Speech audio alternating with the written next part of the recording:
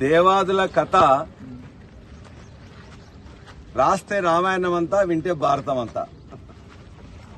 2001లో తెలంగాణ ఉద్యమ ఊపులో ఆనాడు చంద్రబాబు నాయుడు గారు హెలికాప్టర్లో వచ్చి గోదావరి నది తీరాన ఒక మేస్త్రిని తీసుకుపోయి ఊటిగానే అట్లా మొత్తం కూడా నేను శంకుస్థాపన చేస్తున్నా అని చెప్పేసి చేసి వచ్చాడు. 2004లో ఆయన వెళ్ళిపోయాడు. 2004 నుంచి 2014 వరకు ఉన్న కాంగ్రెస్ ప్రభుత్వం మొత్తం కూడా దేవాలయాలను పెద్ద గొప్ప చెప్పి ఇచ్చింది. 40,000 ఎకరాలకు నీళ్లు ఇచ్చింది.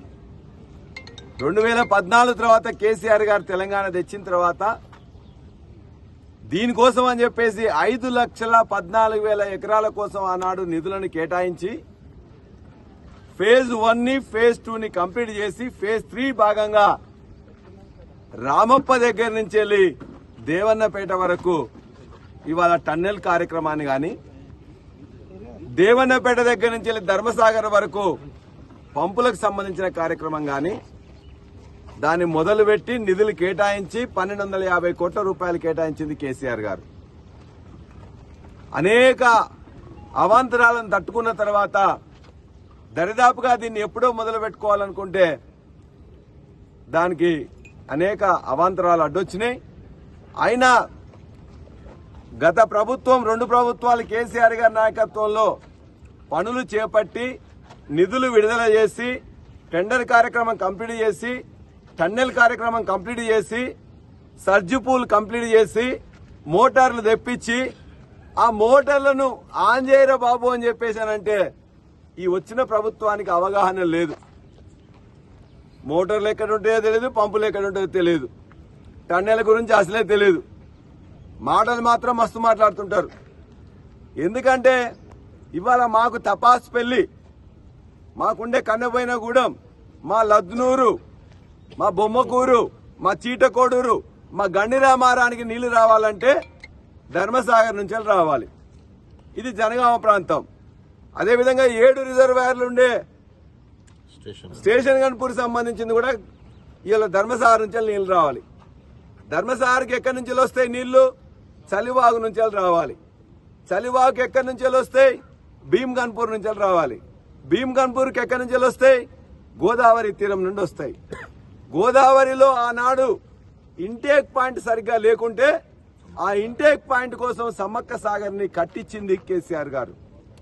ఇవాళ ఎండాకాలంలో ఇప్పుడు కూడా దరిదాపుగా కావాల్సిన నీళ్లు దొరుకుతాయి. మొత్తం ఇవాళ ఇంటేక్ పాయింట్ లో నీళ్లుంటాయి, కావాల్సిన మోటార్లు పంపులు ఉంటాయి, కావాల్సిన రిజర్వాయర్ గట్టి ఉంటాయి, పనిచేయడానికి అని చెప్పి రైతులు కూడా ఉంటారు. కానీ ఈ ప్రభుత్వానికి చిత్తశుద్ధి లేక 34 రోజులు ఇదే మెగా కంపెనీకి సంబంధించిన O&M స్టాఫ్ స్ట్రైక్ చేస్తే సిగ్గు లేకుండా వాళ్ళకు 6 కోట్ల రూపాయలు రిలీజ్ చేయలే. ఒక్క అధికార పార్టీ ఎమ్మెల్యే మాట్లాడలే, ఒక్క మంత్రి కూడా మాట్లాడలే.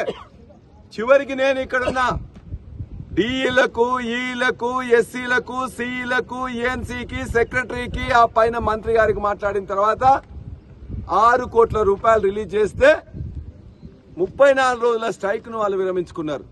ఎంత దురదృష్టకరం! 600 కోట్ల పంట నష్టం జరిగింది.